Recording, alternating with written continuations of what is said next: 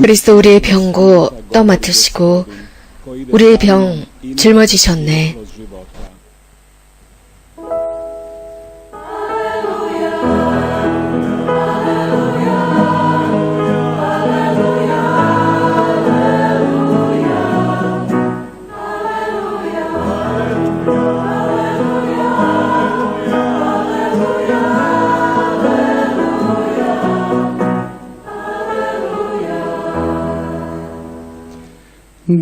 주님께서 여러분과 함께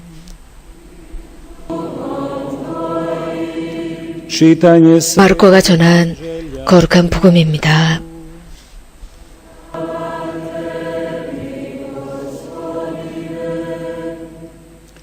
그 무렵 예수님께서는 회당에서 나오시어 야고보와 요한과 함께 곧바로 시몬과 안드레아의 집으로 가셨다. 그때 시몬의 장모가 열병으로 누워 있어서 사람들이 곧바로 예수님께 그 부인의 사정을 이야기하였다. 예수님께서 그 부인에게 다가가시어 손을 잡아 일으키시니 열이 가셨다. 그러자 부인은 그들의 시종을 들었다. 저녁이 되고 해가 지자 사람들이 병든 이들과 마귀 들린 이들을 모두 예수님께 데려왔다.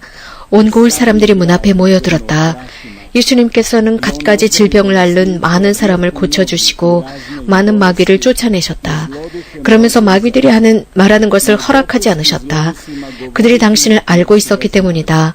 다음날 새벽 아직 캄캄할 때 예수님께서는 일어나 외딴 곳으로 나가시어 그곳에서 기도하셨다. 시몬과 그 일행이 예수님을 찾아 나섰다가 그분을 만나자 모두 스승님을 찾고 있습니다 하고 말하였다. 예수님께서 그들에게 말씀하셨다. 나는 이웃 고을들을 찾아가자. 그곳에도 내가 복음을 선포해야 한다. 사실 나는 그 일을 하려고 떠나온 것이다. 그러고 나서 예수님께서는 온 갈릴레아를 다니시며 회당에서 복음을 선포하시고 마귀들을 쫓아내셨다. 주님의 말씀입니다.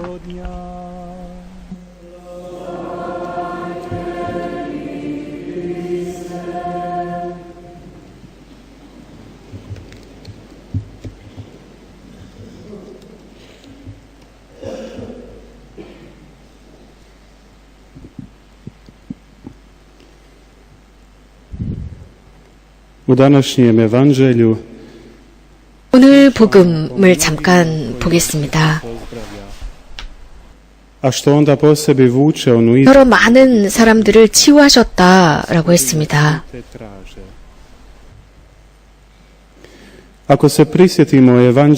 그래서 제자들이 주님, 모든 사람들이 당신을 찾고 있습니다 라고 합니다. 지난주 복음을 생각해 보면 거기에서도 치유 혹은 마귀로부터 사람들을 해방시키는 것들에 관해서 언급하고 다음 주 주일 광론에서도 우리들은 복음에서도 치유에 관해서 듣게 됩니다.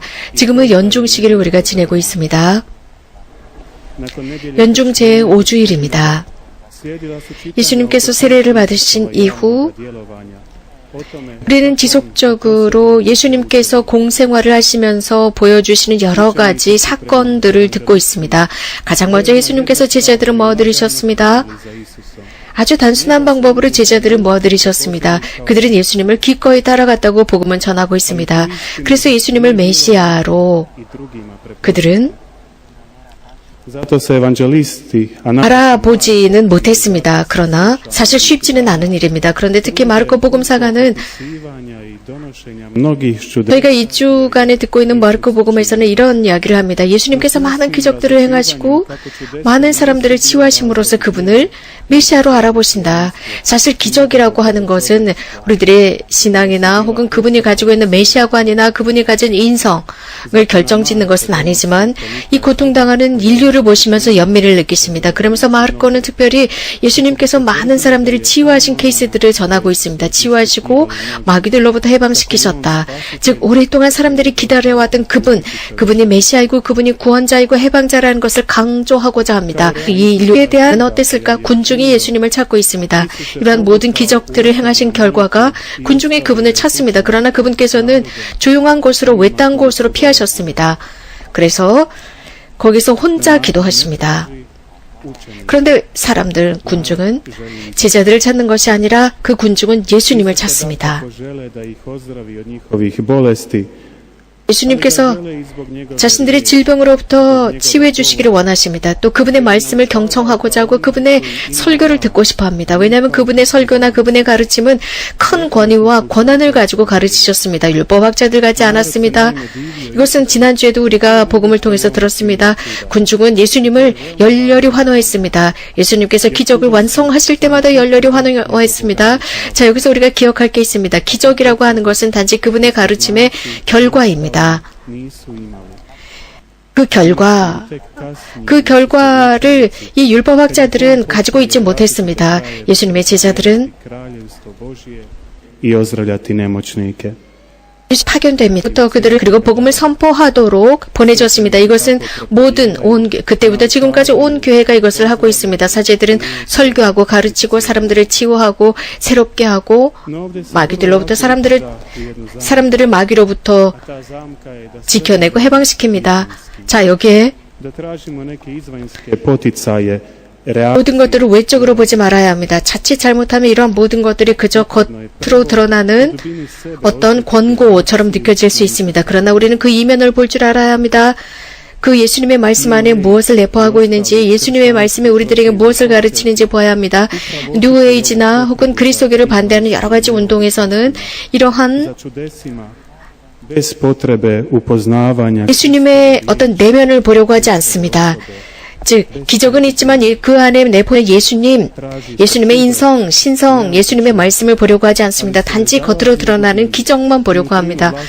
그저 놀라운 현상만을 그들을 인정하려고 합니다. 그러나 우리는 예수님의 말씀 자체가 우리들의 내면 안으로 깊이 소화되고 우리들의 폐부 속속들이 들어가도록 해야 합니다. 불행하게도 많은 그리스도교 신자들은 심지어는 가톨릭 신자들조차도 기적, 즉 겉으로 드러나는 것, 결과적인 것만을 찾으려고 합니다. 미사에 참여하면서도 사람들은 어떤 놀라운 것들, 초월적인 것들만 찾으려고 합니다. 그러면서도 전혀 변화되지 않습니다. 자신들의 생각이나 고집스러운 생각이나 삶을 변화시키지 않고 그저 무엇인가 기적적인 것만을 찾습니다. 그래서 자신들의 무질서한 생활을 그대로 유지하려고 합니다. 그러나 예수님께 다가오기 위해서는 질서를 지켜야 하고 그 질서 속에서야 비로소 예수님께서 들어가시고 육체적인 것도 치유되는 것입니다. 교우 여러분, 우리 기적만 찾지 맙시다. 예수님을 만나려고도 하지 않으면서 기적을 찾는 것은 어불성설입니다.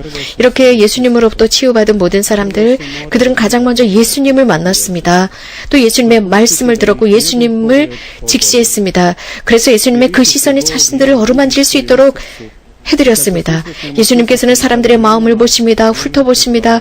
잘못된 것을 어루만지시고 치유하십니다. 예수님 앞에서는 그래서 속임수나 가면을 쓸 수가 없습니다. 내가 하느님 앞에서 내가 훨씬 더 예쁘게 성형한 모습을 보여드릴 수도 없고 훨씬 더 멋진 육체미를 보여드릴 수도 없고 내 잘난 학위를 보여드릴 수도 없습니다. 혹은 나의 명예를 보여드릴 수도 없습니다. 예수님은 우리들의 내면을 보시기 때문입니다. 우리들 각자를 너무나 잘 이해하고 계십니다. 그런데 우리는 자주 우리들 자신이 우리들을 이해하지 못하고 있는 것처럼 보여집니다. 우리는 치유받고 싶어 합니다. 혹은 다른 사람들을 치유하려고 합니다. 사랑하는 이들을 치유하려고 합니다. 그런데도 예수님은 관심 바뀝니다. 그래서 예수님을 그저 수단으로 전락시켜버립니다.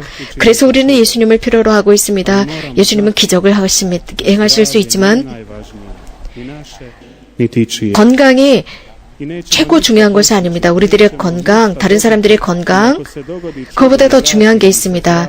정말 우리가 치유를 얻는다 할지라도 예수님을 모른다면 그것은 소용없는 것입니다. 우리가 예수님 곁에서 그분의 말씀을 듣지 않는다면 이런 치유나 건강은 소용이 없습니다. 예수님의 제자들은 이렇게 말합니다. 주님, 모두 주님을 찾고 있습니다. 그들 중에 어떤 이들은 기적만을 찾았을 수 있습니다. 해방이나 치유만을 찾았을 수 있습니다. 그러나 오늘 복음은 우리들에게 분명히 강조하는 것이 있습니다. 예수님을 찾아야 한다. 예수님을 열망해야 한다입니다. 그러면 우리 자문해 봅시다. 우리가 삶을 살아가면서 얼마나 예수님을 찾고 있을까? 내가 얼마나 예수님을 열망하고 있을까? 개인적으로 나는 얼마나 예수님을 찾는 사람인가? 얼마나 그분의 말씀을 듣기 위해서 노력하는가? 그분의 말씀을 내 생각과 내 행동 속에 하는가? 혹은 여기저기일까? 크로아티아인들의 그런 말이 있습니다. 건강이 최고야. 나머지는 필요 없어. 라는 말, 정말 잘못된 말입니다. 그런데 이러한 말을 이렇게 바꿔놓아야 합니다. 우리 삶에서 예수님이 최고야. 그러면 모든 게 다 쉬워질 거야. 라고 바꿔야 합니다. 누구든지 예수님 곁에서 그분의 말씀을 듣고 그분에게 마음을 여는 사람은 질병조차도 그분께 접근하지 못합니다. 자비하신 예수 그리스도께서는 정말 우리가 예수님을 찾지 않고 기적만을 찾고 쫓아다녔던 모든 순간을 용서해 주십사 청합시다. 그래서 더욱 예수님의 현존 안에 살겠다고 굳건하게 결심하고 그분의 말씀 속에서 살고 그분의 구원 안에서 살겠다고 약속드립시다. 아멘.